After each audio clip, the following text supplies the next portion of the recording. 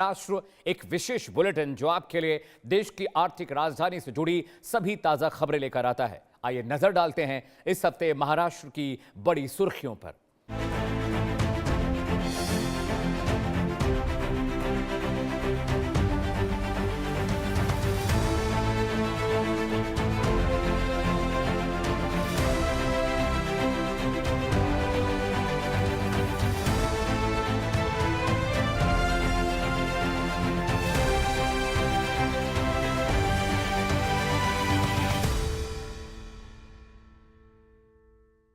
महाराष्ट्र सरकार ने किसानों को बड़ी राहत देते हुए कृषि क्षेत्र से जुड़े लंबित बिजली बकाया को माफ करने का महत्वपूर्ण निर्णय लिया है। मुख्यमंत्री देवेंद्र फडणवीस ने कहा कि इस फैसले से हजारों किसानों को नए कृषि विद्युत कनेक्शन प्राप्त करने में सुविधा होगी। मुख्यमंत्री देवेंद्र फडणवीस ने घोषणा की है कि राज्य सरकार किसानों के लगभग 48,000 करोड़ रुपए के लंबित कृषि बिजली बिल माफ करेगी। इस निर्णय का उद्देश्य किसानों पर पुराने बकाये का बोझ कम करना तथा उन्हें नए कृषि विद्युत कनेक्शन उपलब्ध कराने का मार्ग प्रशस्त करना है। मुख्यमंत्री ने कहा कि पुराने बकाये के कारण बड़ी संख्या में किसान नए बिजली कनेक्शन प्राप्त नहीं कर पा रहे थे। अब इस बाधा को दूर कर सिंचाई सुविधाओं का विस्तार होगा और कृषि उत्पादन को नई गति मिलेगी। यह निर्णय राज्य सरकार की किसान हितैषी नीतियों का हिस्सा है। कृषि क्षेत्र में निवेश, आधुनिक तकनीकों के उपयोग और किसानों की आय बढ़ाने के उद्देश्य से सरकार लगातार विभिन्न कल्याणकारी योजनाओं को आगे बढ़ा रही है।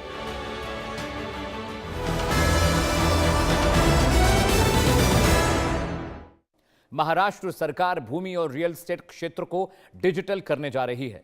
इसके लिए मुख्यमंत्री देवेंद्र फडणवीस ने डेल्टा कानून तैयार करने के निर्देश दिए हैं, जिसका उद्देश्य ब्लॉकचेन तकनीक के माध्यम से भूमि परिसंपत्तियों का डिजिटलीकरण करना है।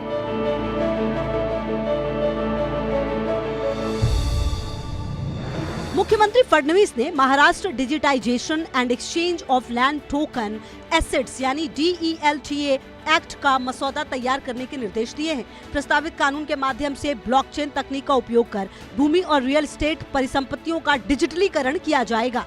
मुख्यमंत्री ने कहा कि पूरी प्रक्रिया डिजिटल होगी और संपत्ति धारकों को अपनी परिसंपत्तियों के बेहतर आर्थिक उपयोग का अवसर मिलेगा। इसके लिए सेबी, विशेषज्ञों और विभिन्न हितधारकों की समिति व्यापक कानूनी ढांचा तैयार करेगी। राज्य सरकार का लक्ष्य वर्ष 2030 तक महाराष्ट्र को $1 ट्रिलियन अर्थव्यवस्था बनाना है। यह पहल संपत्ति लेन देन को अधिक पारदर्शी, आधुनिक और आर्थिक गतिविधियों के लिए उपयोगी बनाने की दिशा में महत्वपूर्ण कदम मानी जा रही है।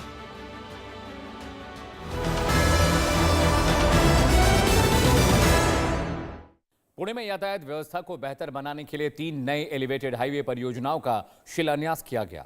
मुख्यमंत्री देवेंद्र फडणवीस, केंद्रीय मंत्री नितिन गडकरी और उप मुख्यमंत्री सुनेत्रा पवार ने इस अवसर पर परियोजनाओं की आधारशिला रखी।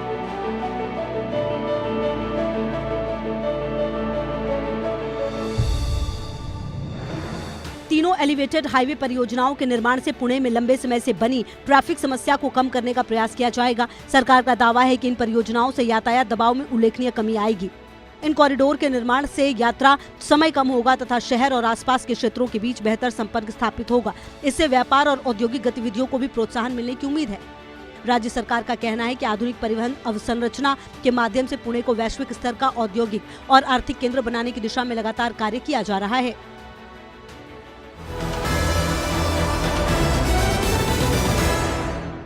आगामी आषाढ़ी एकादशी वारी को लेकर महाराष्ट्र सरकार ने तैयारियां तेज कर दी हैं। उप मुख्यमंत्री एकनाथ शिंदे ने पंढरपुर पहुंचकर व्यवस्थाओं का जायजा लिया और अधिकारियों को आवश्यक निर्देश दिए हैं।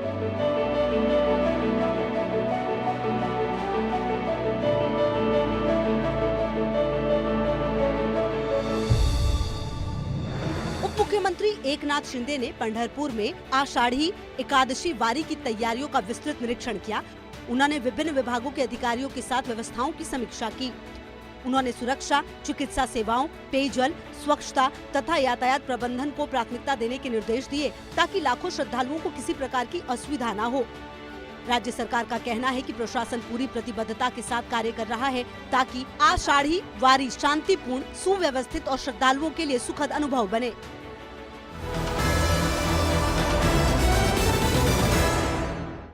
अमृत भारत स्टेशन योजना के अंतर्गत बारामती और नंदूरा रेलवे स्टेशनों का पुनर्विकास पूरा हो गया है।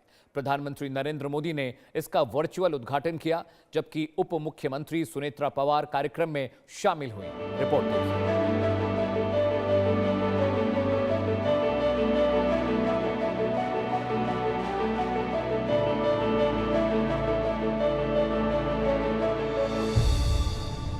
उप मुख्यमंत्री सुनेत्रा पवार ने कहा कि बारामती रेलवे स्टेशन का पुनर्विकास पश्चिमी महाराष्ट्र के आर्थिक, औद्योगिक, शैक्षणिक और कृषि विकास की दिशा में महत्वपूर्ण उपलब्धि है। लगभग 26.5 करोड़ रुपए की लागत से विकसित स्टेशन पर आधुनिक प्रतीक्षालय, स्वच्छ शौचालय, सीसीटीवी सुरक्षा, सौर ऊर्जा और स्थानीय उत्पादों को बढ़ावा देने के लिए विशेष व्यवस्था की गई है।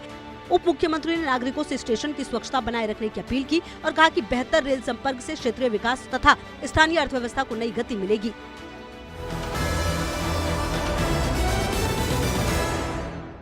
तो ये थी इस हफ्ते महाराष्ट्र की मुख्य और बड़ी खबरें। आप देख रहे हैं हमारा विशेष बुलेटिन नेक्स्ट इन महाराष्ट्र। देश और दुनिया की तमाम बड़ी खबरों के लिए बने रहिए